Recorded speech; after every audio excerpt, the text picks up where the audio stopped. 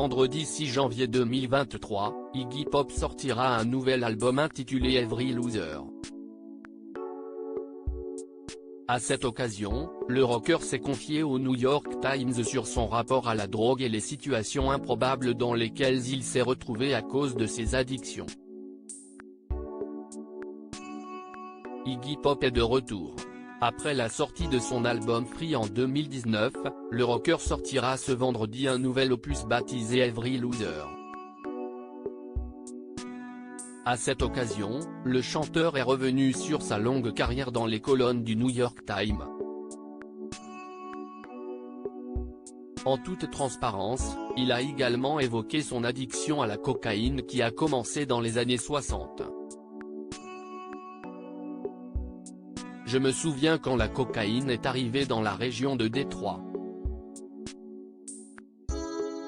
J'en ai pris lors d'une fête où tout le monde le faisait, où la musique était forte et où l'alcool coulait à flot. Une voix intérieure m'a dit, « Jim, ce que tu fais n'est pas bien ». Cela ne m'a pas arrêté, car j'ai aussi entendu cette autre voix, a confié l'ancien membre des Stooges. Mais après des années d'excès, il prône désormais un style de vie plus sain. Je me couche tôt depuis des années maintenant, a-t-il ajouté. Ils ont pointé des armes sur tout le monde au cours de cet entretien accordé au New York Times. Iggy Pop a raconté quelques anecdotes sur ces années folles où il côtoyait des trafiquants de drogue. Je traînais avec quelques membres du groupe MC5 et je suis devenu bleu. Ils ne savaient pas quoi faire.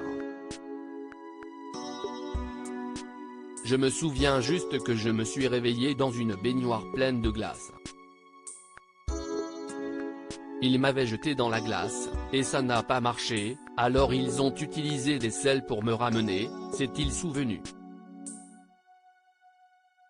Des fréquentations douteuses qui l'ont conduit à faire face à la mort à plusieurs reprises.